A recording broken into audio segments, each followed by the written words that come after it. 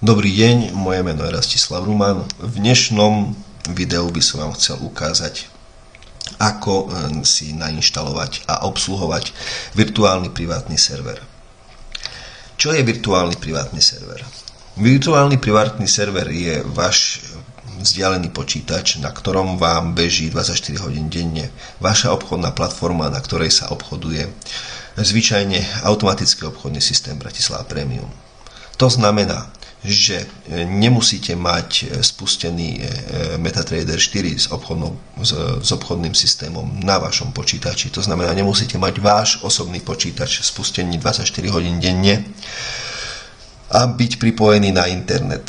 To znamená, že pri spustení vášho osobného počítača sa cez program k tomu určený pripájate na váš vzdialený počítač, váš virtuálny privátny server, kde vám neustále obchoduje obchodný systém Bratislava Premium na obchodnej platforme MetaTrader 4.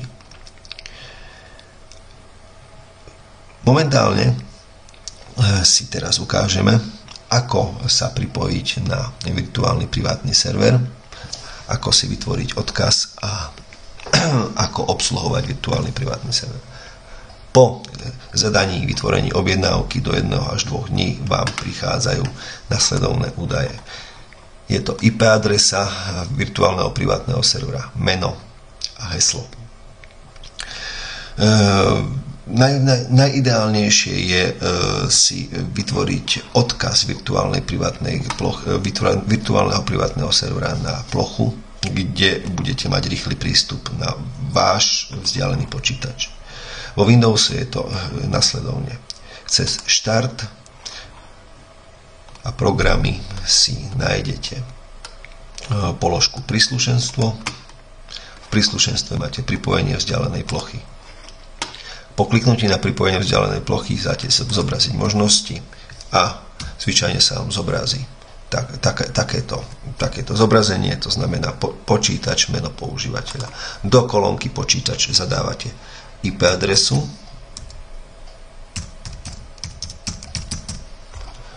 do mena používateľa zadávate meno. Dáte si uložiť ako, plocha a uložíte pripojenie. Vidíte, že sa nám zobrazilo pripojenie na ploche.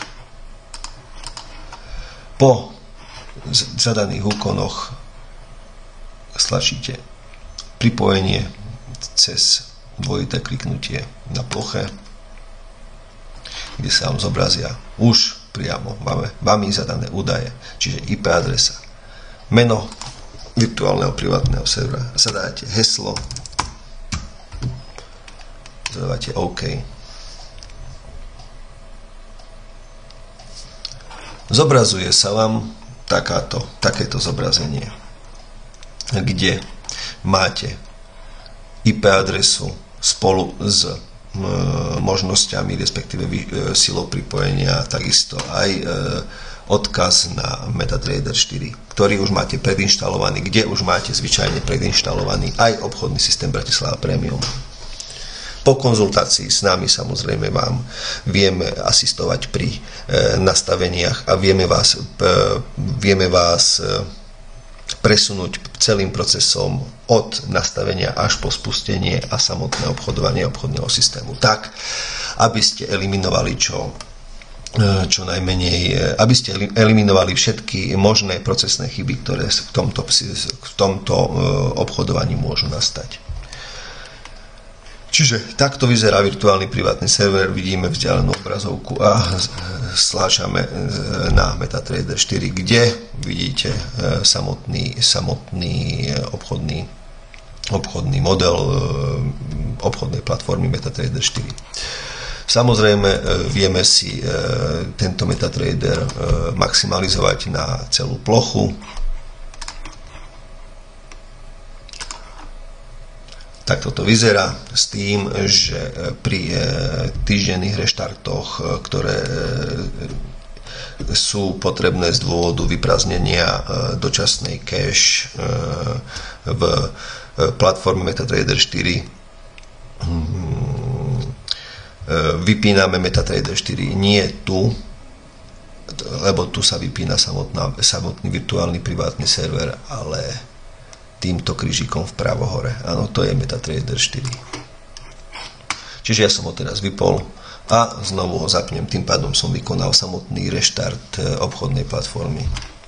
Čo je potrebné podotknúť je to, že pri obchodovaní s obchodným systémom Bratislava Premium je potrebné sledovať aj to, aby ste vo vašich menových pároch vždy mali vpravo hore zobrazený obchodný systém spustený, to znamená so smajlíkom, ktorý sa usmieva.